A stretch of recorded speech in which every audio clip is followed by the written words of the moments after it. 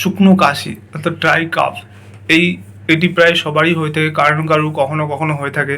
তো এটার জন্য কি কি পদ্ধতি অবলম্বন করলে, কি কি ঘরোয়া পদ্ধতি অবলম্বন করলে এটা থেকে আমরা রেহাই পাবো, তো আজকে সে বিষয়ে আলোচনা করব। তো চলুন দেখে নেওয়া যাক। 1 নম্বর হচ্ছে গরম জল ও মধু। তো এই ড্রাই কাফ বা শুকনো কাশির জন্য আমরা গরম জল ও মধুকে আমরা ইউজ করতে পারি। কিভাবে ইউজ করব? 1 গ্লাস গরম জলে 4 চামচ মধু মিশিয়ে খেলে শুকনো কাশি থেকে রেহাই পাবেন। এছাড়াও এটি অনেক রোগকে প্রতিরোধ করে, তাই গরম জল এবং মধু খেলে শুকনো কাশি নিরাময় হতে পারে। এরপরে বলবো আদা এবং নুন, অর্থাৎ আদা এবং নুন খেলেও আমাদের শুকনো কাশি বা ড্রাই কাফকে আমরা প্রতিহত করতে পারবো। তো কিভাবে খেতে হবে?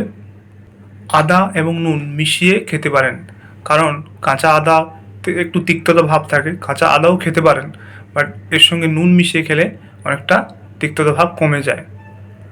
এতে আমাদের শুকনো কাশি কমে যাবে, তাই কাঁচা আদা এবং নুন খেলে শুকনো কাশি বা ড্রাই কাফ থেকে আমরা মুক্তি পাবো। এরপরে বলবো কালো গোলমরিচ, অর্থাৎ কালো গোলমরিচ খেলেও শুকনো কাশি থেকে আমরা রেহাই পাবো। তো কিভাবে খেতে হবে? প্রথমে 4-5টি কালো গোলমরিচ নিয়ে গুঁড়ো করে নিন। এরপর মধু মিশিয়ে খেয়ে নিন। 2 থেকে 3 বার খেলে আপনার শুকনো কাশি বা ড্রাই কাফ রিলিভ হয়ে যাবে।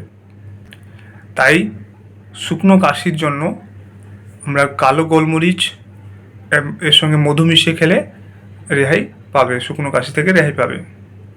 তাই আজ আলোচনা করলাম ঘরোয়া 3টি পদ্ধতিতে আমরা শুকনো কাশি বা ড্রাই কাফকে কীভাবে রিলিভ করব। আপনাদের যাদের এই ড্রাই কাফের সমস্যা রয়েছে তারাও এটা ট্রাই করতে পারেন, ডেফিনেটলি বেনিফিট পাবেন। তো আজকের ভিডিও এই পর্যন্ত, আসছি আবার আগের ভিডিওতে। চ্যানেল যদি নতুন, চ্যানেলটি শেয়ার করবেন।